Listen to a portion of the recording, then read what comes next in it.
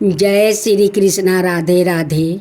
भक्तजनों, आज आप सभी ने श्रवण करेंगे सावन मासिक शिवरात्रि व्रत कथा। सावन शिवरात्रि के दिन व्रत रखने का विशेष महत्व है।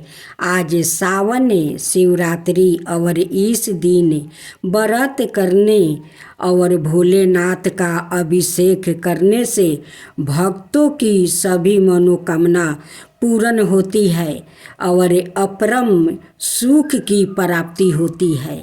सावन शिवरात्रि पर शिव मंदिर में जाकर महादेव की पूजा और अभिषेक करने वाले भक्तों के लिए इस गाथा का पाठ करना चाहिए।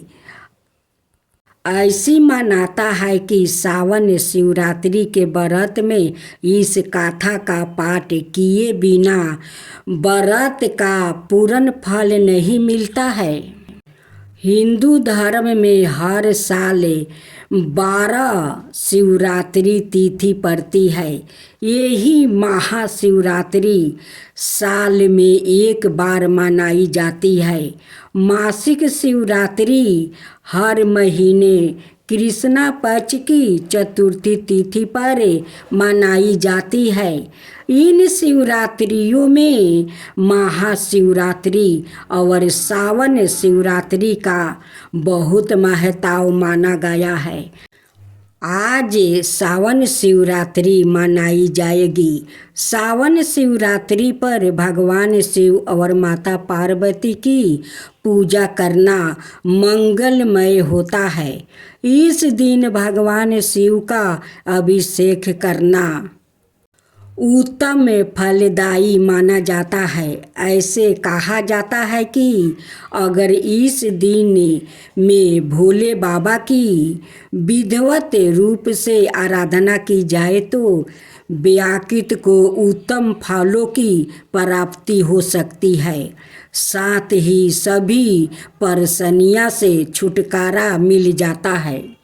सावन शिवरात्रि हिंदू धर्म में एक महत्वपूर्ण त्योहार मनाया गया है जो भगवान शिव को समर्पित है। सावन शिवरात्रि का व्रत रखने वाले भक्तों को इस दिन व्रत कथा जरूर सुननी चाहिए।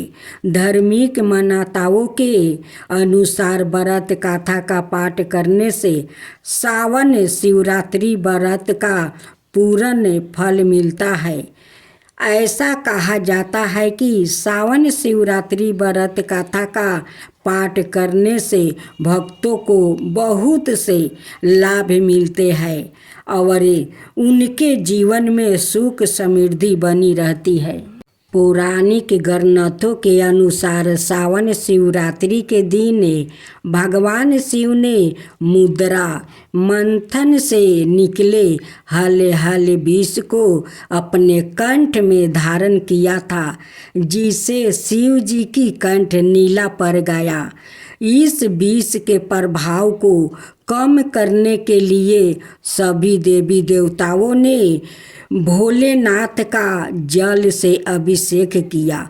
तभी से सावन शिवरात्रि पर भगवान शिव को जल चढ़ाने की परंपरा शुरू हुआ। इस दिन सभी भक्त भगवान शिव का जल अभिषेक और रुद्रा अभिषेक करते हैं। साथ ही विधि विधान से पूजा करते हैं और व्रत रखते हैं। अब ऐसे में जो भक्त सावन शिवरात्रि में व्रत रख रहे हैं वो इस व्रत कथा जरूर सुने और पढ़े। बिना व्रत कथा के पूजा और व्रत अधूरा माना जाता है। पौराणिक मान्यताओं के अनुसार एक बार चित्रा भानु नाम कर शिकारी जानवरों का शिकार करके जंगल में अपना घर परिवार चलाता था। शिकारी पर साहूकार का कर्ज था जो वो नहीं चुका सका। क्रोधित होकर साहूकार ने शिकारी को बंदी बना दिया वो शिवरात्रि का दिन था जब साहूकार ने उसे बंदी बनाया था। शिकारी करवास में शिव जी का धार्मिक प्रवचन सुनता रहा। उसने वही शिवरात्रि व्रत कथा भी सुनी। शिकारी का पूरा दिन ऐसे ही बीतने लगा। शाम को साहूकार ने चित्रभानु को कर्ज चुकाने के लिए 1 दिन का समय दिया और उसे छोड़ दिया। कर्ज चुकाने के लिए चित्रभानु ने पूरे दिन जंगल में शिकार ढूंढते हुए बिताया। इस तरह शाम निकल गई। रात बीतने का इंतजार करते हुए वो बेल के पेड़ पर चढ़ गया। उसी पेड़ के नीचे शिवलिंग बनाया गया था। शिकारी बिना देखे बेलपत्र तोड़ रहा था जो संजोग बस शिवलिंग पर गिर रहे थे, जिससे उसका व्रत पूरा हुआ। चित्रभानु ने शिकार की तलाश में घूमते हुए तालाब के किनारे एक गर्भिणी हिरनी को देखा जो पानी पीने आई थी। उसने उसे मारने के लिए धनुष बाण निकाला। हिरनी ने चित्रभानु को देखा और उस शिकारी को बताया कि वो गर्भवती है। आप मेरा शिकार करके 2 लोगों को मार डालोगे, जो कि यह गलत है। तभी हिरनी ने शिकारी से वादा किया कि जब उसका बच्चा इस दुनिया में आ जाएगा तो वो खुद आ जाएगी और वो इसके बाद उसका शिकार कर सकता है। लेकिन मुझे अभी जाने दो। शिकारी ने हिरनी की बात को मान लिया और उसे जाने दिया। इसके बाद पेड़ पर चढ़ने के दौरान कुछ और बेलपत्र शिवलिंग पर गिर गया। ऐसे ही चित्रभानु ने अनजाने में ही शिव की पहली पहर की पूजा की। कुछ देर बाद शिकारी ने एक और हिरनी को देखा। शिकारी को उसे देखकर बहुत खुशी हुआ और शिकार करने को तैयार हो गया। हिरनी ने कहा कि वो अपने प्रेमी को ढूंढ रही है।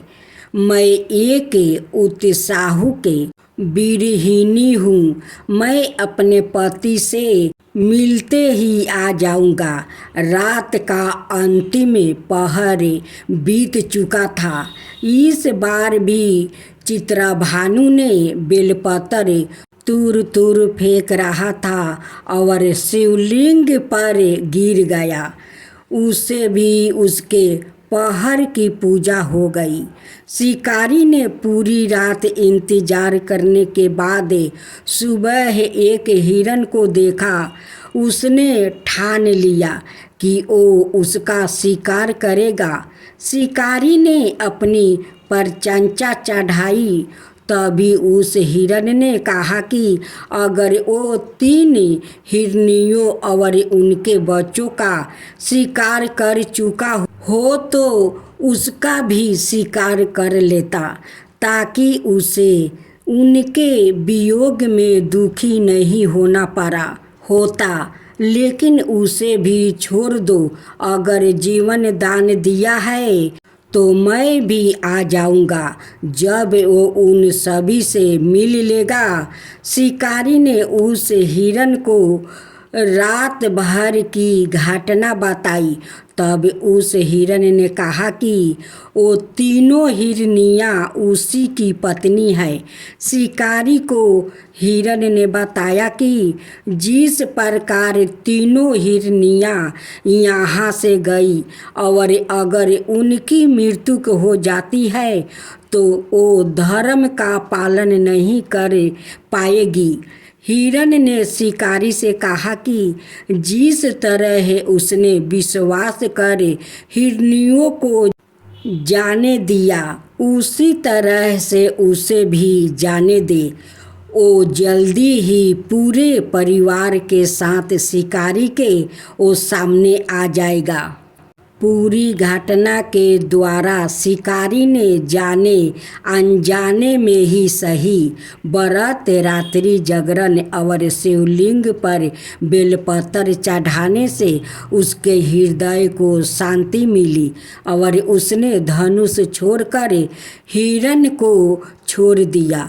थोड़ी देर में एक मिर्ग शिकारी के सामने आ गया, लेकिन जंगली पशुओं का प्रेम देखकर शिकारी को बहुत गलनिया हुई।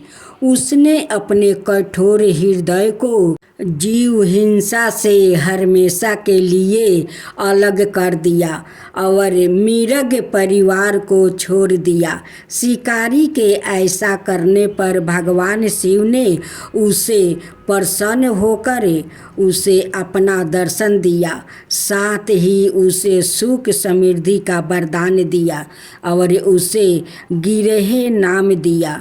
इस प्रकार सावन शिवरात्रि के दिन भोलेनाथ की पूजा करने, गाथा का पाठ करने, जागरण करने और चारों पहर की उपवास करने से भगवान शिव प्रसन्न होते हैं और भक्त की हर मनोकामना पूरी करते हैं।